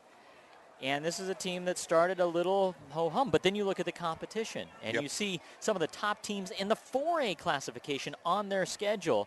And they really went through that schedule learning a lot about themselves and gaining experience to get ready for, as you talk about it and Dave Miller talks about it, the second part of the season. That's the league schedule. Yeah, Dave Miller has this thing he talks about the first season. He says, hey, we're going against some big boys. We had a chance to learn about ourselves. And, folks at home, you just take a look at it. Woodinville, Bellarmine Prep, Skyview, who's still ranked in the top 10 both in the AP and the Seattle Times polls last I checked. And the Camas Papermakers, a strong program every year, and these are 4A schools. So when you get ready and get set to go into league play, they're one win so far in the 3A SPSL against Decatur. Gators just no match for the Lakes, much like the Hornets tonight, judging on the first half performance. And I think already Lakes headed to 2-0 in league to extend that league streak. But it's interesting to see and note, well, where is this going to go? Looking down the line for Lakes a little bit early here, you talk about Auburn Mountain View next week, but Bonnie Lake and then Peninsula to round out their regular season. Two tough teams that were right there on the bubble and are contending, and they're happy to be a little bit behind the shadows for this Lakes team, and they'll be looking at this tape down the line as well. Exactly. It's an interesting season, and we are finding Lakes finding their stride here against a Hornets team that, again, others who know the teams were expecting a much closer contest. And Enumclaw, a team that has struggled a little bit, but have a first-year head coach. They've already got twice as many wins as they had all of last year, and we're building momentum for this one. As you mentioned, a lot of folks thought this one might be a closer game, but Lakes just really exerting their will. I think they are not used to having that losing record and said, hey, we got to get on the right side of the ledger. And it didn't take them very long. First, the opening kickoff, 97-yard return by Caleb Lyons, and then the route was on. Oh, my, what a return that was. It was a fantastic return, and then touchdown run by Dre Milton. Reese Jervis getting into the action, and Reese Jervis already with 4 touchdown passes in this one and 1 rushing, and he's just one of many of the stars, as you might imagine, with a 61-7 score. Dre Milton with 3 touchdown runs. Caleb Lyons with that 97-yard touchdown return. He had a 67-yard touchdown reception, and he also has 1 interception. And so it'll be curious to see how many of these guys will see action in this second half, as it looks to be a game that they have good control of. When I take a look at this Lakes team, it's all about competition, almost going back to Pete Carroll. But it's highlighted by Dominic Milton, Dre Milton.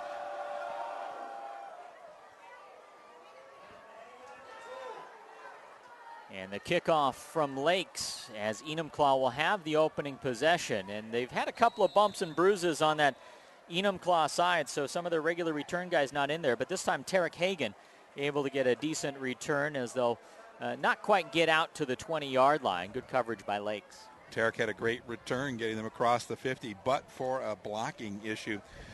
Back to that point, Dre Milton and the running back Kevin Thompson not only sharing duty in the backfield, also working on defense as well. They used to go after each other, competing as sophomores for varsity time in the defensive line, and then they used to be counting the carries. And he says it's never been a nasty competition, but it's been a competition. It's helped those two stalwarts grow to the point here as seniors to be leaders for this Lancer squad. Mauricio Portillo back in there as the tailback in the eye, but going to the air. Peter Nordby, he'll pull it down, trying to escape the Lakes pressure and can't do it.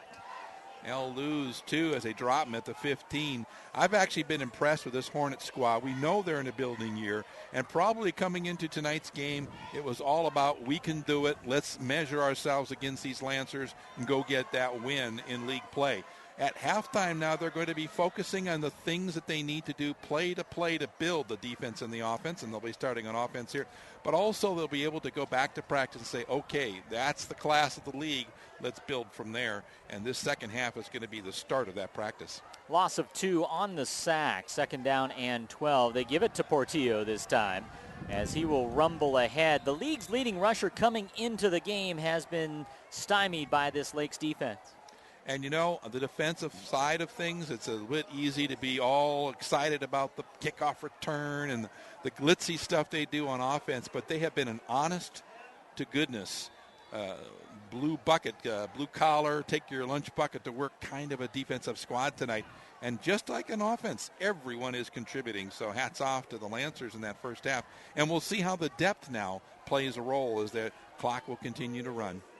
A couple yards on the pickup with the carry. And so Nordby with 3rd and 10 goes to the air. He's been intercepted once and nearly intercepted again here. Is that one? A couple of Lakes defenders had their paws on that one. Trey Rodarte as well as Caleb Guerder, or rather Pete Bostic among the guys in there, and Louis Roquet. Bostic very nearly doing what Caleb Lyon's doing, just posting up and trying to go up for that rebound, the ball going through his fingers, and Foster in position to make sure it wasn't collected. So Enumclaw with 4th and 10 will have the punter on again. It's been challenging with the snap, but this time a perfect snap.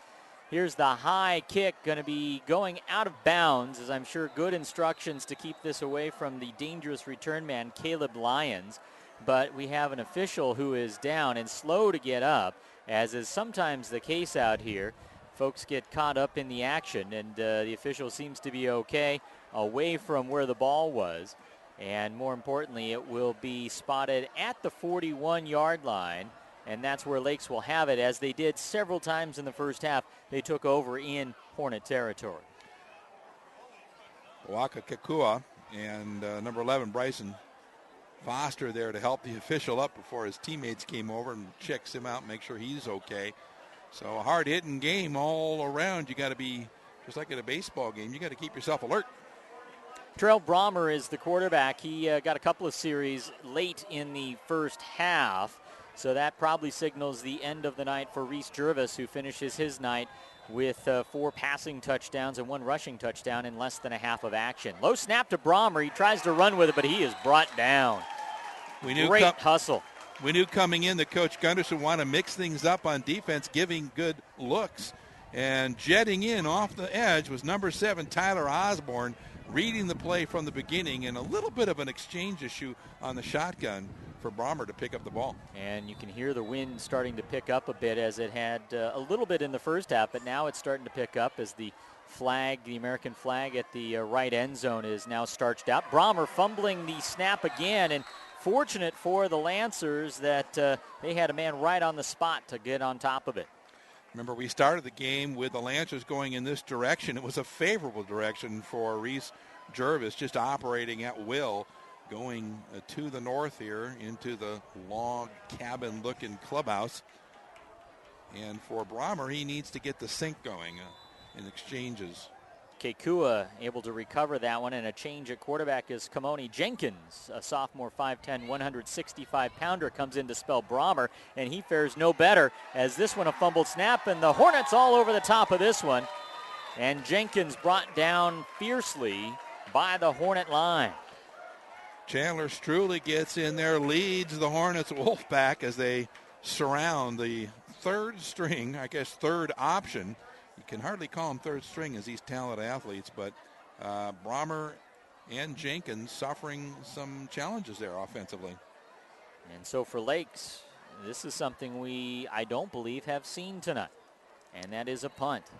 As Skylar Brown, the 5'8" senior, on to try and boot this one away.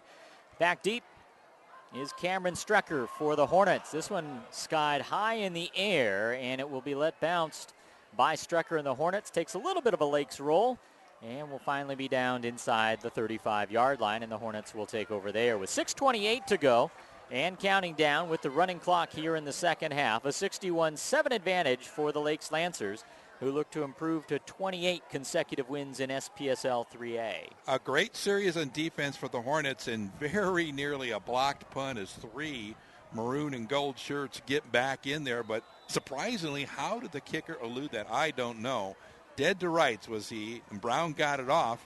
And now the Hornets get to turn around and see if they can string together some positive offensive plays.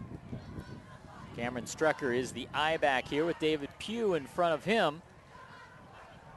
Here's Nordby with the pass complete as he gets it to Tarek Hagan, and Hagan met for a couple of yard gain. He met by a bunch of white shirts there.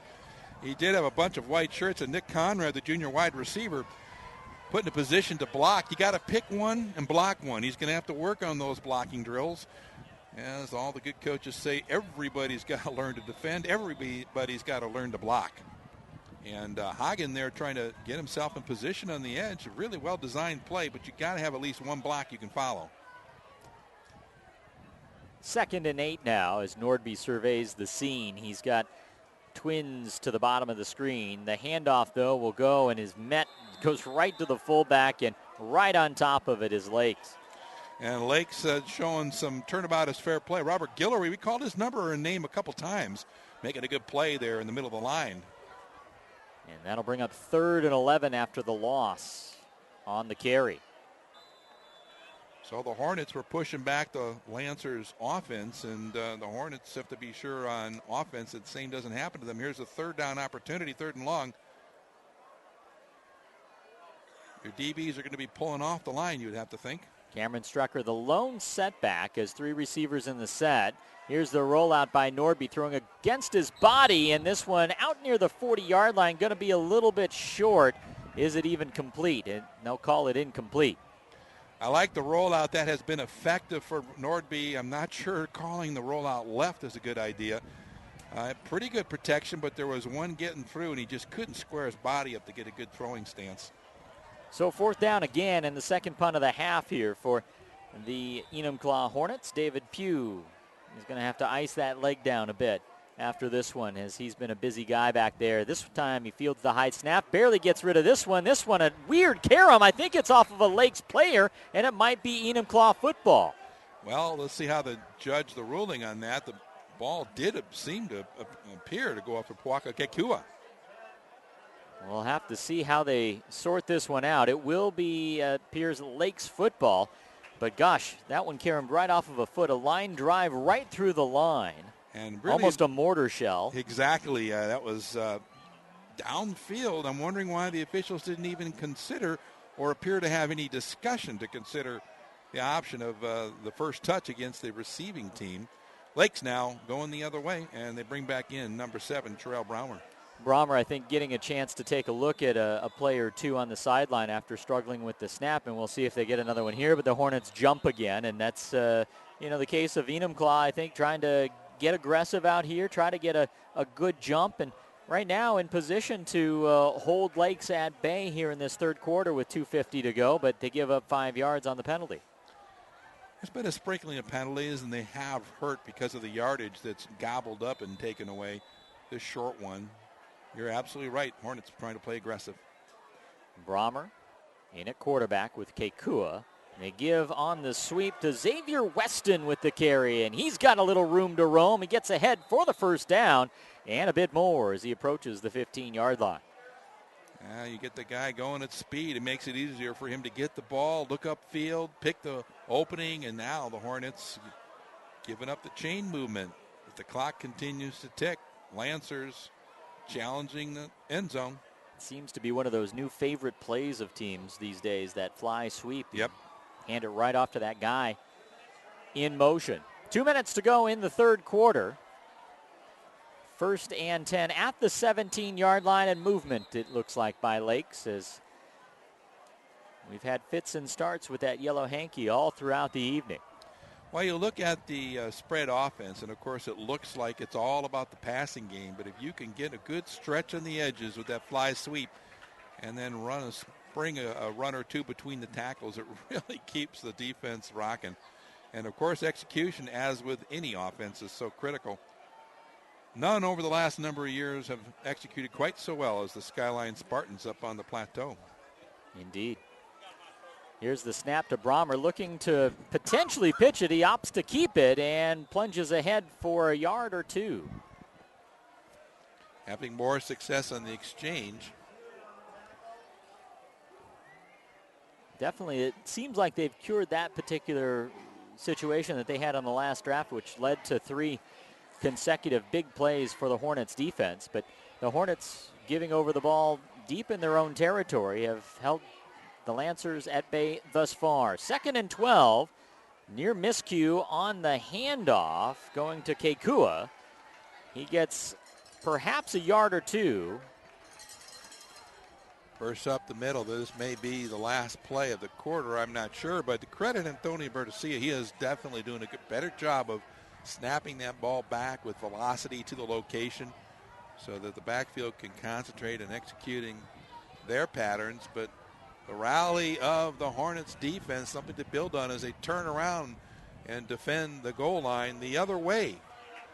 And you are correct. This will be the final play of the third quarter. And for Enumclaw, coming out, pitching a shutout against the Lakes reserves here in the third quarter. They've got to be pleased with the effort that they've had, as well as the big series they've had to push this team back a little bit. Well, you build and you look for small wins and put those together. And as they talk things over at the quarter, a real salute to not only these coaches and both sidelines here, but all the coaches. Just an extra handful of teachers working with these young people, giving them something to work about. And it's neat when you see these student athletes rally behind a sport, especially with football on Friday night. So many folks out there. PlayOnSports.com is not only your destination for Friday night football action, but it's also the place for the most comprehensive coverage of high school playoff and championship events in all sports from across the country. PlayOnSports.com. High school sports lives here. Fourth quarter coming up here at venerable Enumclaw Stadium, better known as Pete's Pool. And the Lakes Lancers will have it with a big 3rd and 10 coming up on the Enumclaw 18-yard line. Hey, I brought my swimming trunks. No need for that, as the weather has been gorgeous tonight, although starting to chill down a little bit. Swing pass out to the right, and it's met for little to no gain. It'll bring up 4th down, and we'll see what Lakes wants to do with the ball positioned near the 18, 17-yard line. If they're just going to try to go for it here. Turns out the pool is no longer there. There's a parking lot in the north end and the other side of that log cabin way off screen to the right. But you're right, has been some lovely weather. So the Lancers opting to go for it here on what will be officially 4th and 9. Kekua trying to figure out where to get positioned out there. Brommer's got him set, and then we've got some movement on the Lancers. So this is tough. You get those units in there that aren't used to seeing the Friday night lights, and they're trying to run the offense that they see the first teamers run, and trying to run it as efficiently. And then, of course, you get one guy off sync, and then another guy gets off sync, and then it just makes it that much more difficult. But they'll have to do it from 5 yards further back now here, 4th and 14. Only so much you can do. Yeah, the right tackle there kind of flinched. And they'll get back to the line. They have a chance to try it all over. Not going to punt it or kick it here. Nope. Twins to the high side, and Enumclaw almost jumping, and they did. So anything you can do, I can do differently and give you 5 yards back, yeah. You don't want to say better on that one. The coach will instantly correct you and send you up and down running those laps. Well, I'll tell you what, the Enumclaw faithful have been tremendous throughout this one. We had such a warm greeting when we came into really great greeting. This beautiful facility, and then they've just stuck it out here despite the numbers on the scoreboard. Here's 4th and 9 from the Lancers. Try it, the fly sweep, they get it handed off. Reversing his field and going the other direction, that's Xavier Weston, and he'll run out of room. Making a big play again, it's Tyler Osborne, the senior defensive back. Remember, he started things off in the last series by bursting in off the left end, and he did a pretty good job. If he hadn't made that play, Alex, I think you're right that we would have seen the fly sweep reverse, and Xavier Weston would have been scooting down the other sideline. It's one of those, wait, don't do that. Hey, well, okay, that sounds good. That's exactly how we didn't draw it up. But here comes Enumclaw, and I'll tell you what, they've got a little momentum, if you will, on the defensive side of things. And, of course, they put up the last points of the first half after they had a stellar defensive effort followed up by some good offensive line play. They're going to see if they can add to the 7 points on the board. And a great carry here as out near the first down goes Cameron Strecker. Nick Webster, number 19, was in position to be the last man had not the Lancers collected that running Hornet there.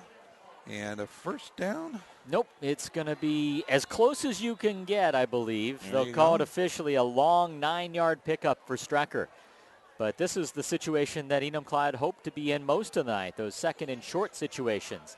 And here they do get the first down on the nice carry in there, Strecker again. Well, Cameron Strecker, he's been the sure hands guy and one of those quiet leaders just going about his business. And he's looked close to bursting one a couple occasions here today. They have run with good alacrity and a good head of steam trying to find that hole. Unfortunately for them in that first half, that the Lakes defensive line and linebacking core were plugging those holes. Here's the fake to Strecker. Nordby going to run it himself. Got a little bit of room, trying to evade one defender, got the first down and more, and into Lancers territory. That's a great play by Nordby. Strecker being the main tool tonight, and we have had a very quiet Mauricio Portillo. And so good job by Nordby to get the Lancers defending the other way, stepping through and even eluding a tackle I think you and I thought might have brought him down. And he just stepped through, got that first down, and scooted out of bounds. Yep, Strecker and Portillo teaming in the backfield a bit. Of course, the lone touchdown on the board carried by Bailey Rogers from 1 yard out, a sophomore for the Hornets, part of their future. Here's Nordby on the give. Strecker again carrying white jerseys with him, a good chunky yardage. Bring up second down and short here as we've got 7:20 left to go in the ball game. And finishing up the tackle, number 78, Darnell Roebuck, the junior at 6'3", 200. I think he's more than that right now. Finally bringing him down. He'll take a breather there. And that's a pretty good job by the running back, Strecker. The Hornets scoring their lone touchdown with 32 seconds remaining in that second quarter. And since then, both teams scoreless through the running clock in the third, and now with 6:50 to go in the fourth. Nordby, all kinds of time, looking for an open receiver, finds one and can't hang on. Strecker out of the backfield, nearing first down yardage, but could not hang on to it.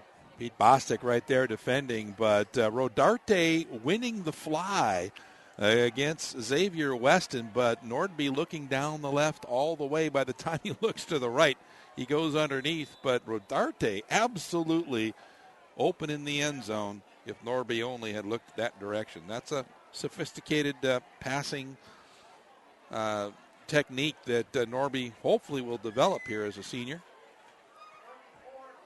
Third down and 4 to go. If not later in his junior season. That's true. Here's Nordby with the handoff, and Strecker, not a lot of room that time as good penetration from the Lakes defensive front. Maybe lost a little bit, but it'll be fourth down to go. And I think at this point, what do you have to lose to go for? Absolutely, and we should comment about this new offense, these new schemes that Coach Gunderson's bringing in. And I think what you've got is you've seen some success in the running game and you've seen some success in the passing game. You don't have the rhythm, you don't have the consistency, but there are things where you can see they can be successful. And the personnel, the key personnel in particular, will learn how to take advantage of opportunities like the one they just let go. 4th and 4 to go. Nordby, as we've seen, rolling out this time, reversing his field, tucking it away, now bringing it back out. Had a man and just could not get it to him. David Pugh, I believe, the intended receiver down there, would have had plenty of yardage for the first down and a little bit more, but good defense from Lakes as, I believe, a linebacker in pursuit of him down there. Nick Webster in position, the junior, wide receiver, defensive back, and it was an opportunity if Nordby could have put it in the right position, but pretty good defense as well. And Pugh, who we've seen take the punts and rugby style, it's no surprise to us that he mentions in his little bio in today's program how much he would love to play rugby, a sport he really hasn't had a chance at. Wow. Well, not as many offerings at that in here at the high school level, but certainly at the next level there'll be club opportunities. Point of note, it's called the fastest growing high school sport as a club sport. Wow. So here's Lakes back the other way. Brommer in control of the offense, handing off, and a good gain out near first down yardage. And it goes Kekua. Kekua running with authority there, turning upfield as all coaches want you to do. You got to find that place to drop that ankle and go on in there. And a sporting gesture by Brendan Streeper, helping out the fly sweep runner who turned blocker, Xavier Weston. 9-yard pickup and into Hornet territory, just into Hornet territory. So you get a great look at it there. Brommer handing off. Kekua tries the other side and is ahead for the first down. Still on his feet, and he could be gone. Down the sideline, one man to beat, 5, touchdown. Hagen had a chance to catch up to him, just not enough room, but what a nice run around the corner. Stepping out of tackles, breaking through, and then the burst of speed down the line. Good run. Touchdown to the Lancers. Powaka Kekua, 49-yard rumble, breaking tackles for it. But that might be coming back as Hankey out on the field. The officials discussing it, and it looks like everybody is headed back. So a great run, but we'll see what damage was done. An illegal use of the hands call. Well, it's called back, and that erases the touchdown run, but it was far enough, it would appear, for them to move the chains. And it will be 3rd and 1. Nope, 1st and 10 for the Lancers. So they did give him that first down. So it was on the second part of that run. And so for Lakes, an opportunity to continue on. We're now down 2.5 minutes remaining in this game with the running clock here in the second half. 61-7. The Lakes Lancers taking control of this one early and often. Here's Brommer after the fake. He's on the run, looking to stay in bounds. Nope, gets out of bounds on that far sideline, but good enough for the first down. Tariq Hagen and Cameron Strecker forcing him out of bounds, who called those names quite often, making big plays for the Hornets. If you look at both of these teams with just 2 minutes remaining as the rolling clock continues, who are some of the players that have stood out in your mind just sitting back and watching this football game Friday night under the lights? Well, I'll tell you, there's been a whole host of names, and most of them in that first half with Jervis and Caleb Lyons, and Dre.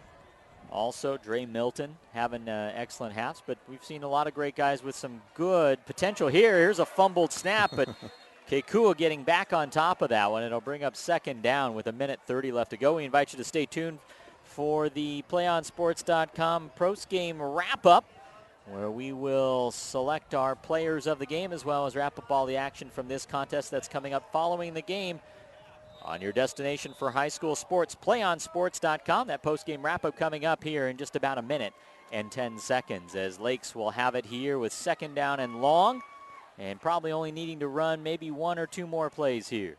Lots of students going to be carrying footballs around the halls of their respective schools next week.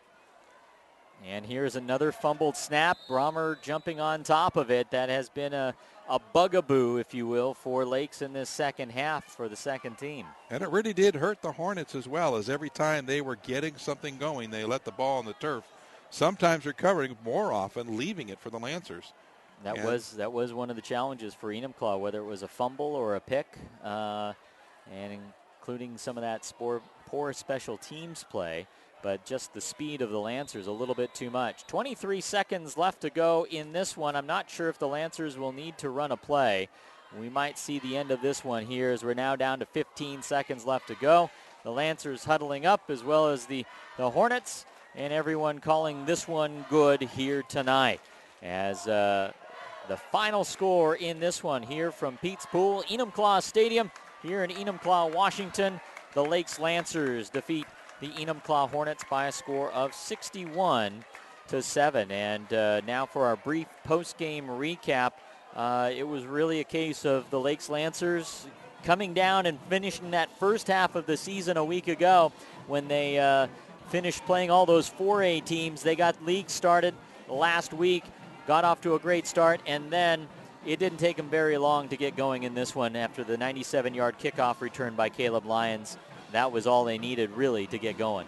Well, a successful second season will point towards another postseason or third season for Coach Dave Miller's Lancers, and going 2-0 in season against a team that really was on the rise in Enumclaw, handling business so well in the first half. They really did put an exclamation point on the execution here today. So the Lakes Lancers improved to 2-0 in the South Puget Sound League 3A. They will take on Auburn Mountain View. They'll host them next week, which will be a good matchup. Auburn Mountain View coming into today 1-0 after defeating Enumclaw last week, and they're taking on Peninsula this evening. So it could be a contest between two 2-0 teams here in the SPSL, but the Lakes Lancers appear to be on their way, as they now have extended their winning streak here in SPSL to now 28 consecutive games, and they'll put that on the line against Auburn Mountain View. For the Enumclaw Hornets, they will look to bounce back by traveling over to Bonnie Lake. And for Enumclaw, we really talked about this, an improvement off of a 1-8 season. They were already doubling their win total from a year ago. The real bugaboo, they went winless in league play last year, trying to get that win in the column. They had a heartbreaker last week. This one was a blowout, but they'll try to see what they can do next week as they roll in to take on Bonnie Lake. So many weapons and tools for the Lancers today, and from the get-go, the whole design didn't have a chance to be enacted out there for Coach Gunderson's squad. What we saw them do, though, is not give up and rally and do a lot of good things. And as you've noted, already 2 more wins this year than before, and they've taken on Skyview and other big clubs like that.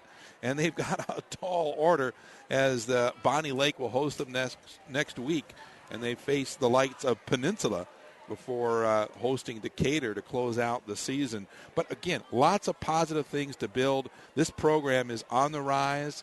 The faith of the players and the community will continue, and we'll have a chance to see that. Other side of the coin, the Lakes Lancers, they've got an exciting season going here. They do. And of course, now they get back to 500 with a 3-3 mark. The Enumclaw Hornets fall to 2-4 on the year. And again, Caleb Lyons getting it started with a 97-yard kickoff return. And then it was one of those things where it just cascaded against the Hornets, and Lakes just exerting their speed and their will. Dre Milton with a touchdown run. Reese Jervis with a 10-yard touchdown run, and that was with less than half of the first quarter gone. It was already 19-0, and they just kind of kept pouring it on. But our players of the game, you have to look at Lakes and really 3 guys, I think. Reese Jervis with 4 touchdowns passing, a 67, a 21, a 3, and a 7-yarder. He also had 1 rushing touchdown. Dre Milton with 3 touchdowns rushing. Today, Caleb Lyons, that 97-yard kickoff return on the opening play of the game. I mean, that's a hard one that really got the juices going. Also had a 67-yard touchdown return. And then I think also critically, it was the Hornets with a bunch of turnovers in that first quarter. One of those an interception that was picked off by Caleb Lyons, who skied up in the air and pulled it down. Well, you've highlighted all the best players. It certainly is. I stole them for you. No, not at all. All the thunder and the lightning, those were earned by those players on the field. And for the Hornets, they've had a couple of their key performers go by the wayside. Bryson Grant never did return after that injury, and that has got to help hurt them, if you will, with the ability to change things up, kind of somewhat diluted. And, of course, a big shout-out to Bryce Peterson, who showed himself a potential Hornet weapon. We know when he returns that he's going to be welcomed. But how do you single it out?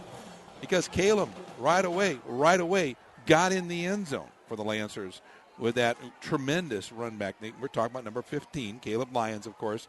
Excellent execution by the quarterback position, but is that the most critical?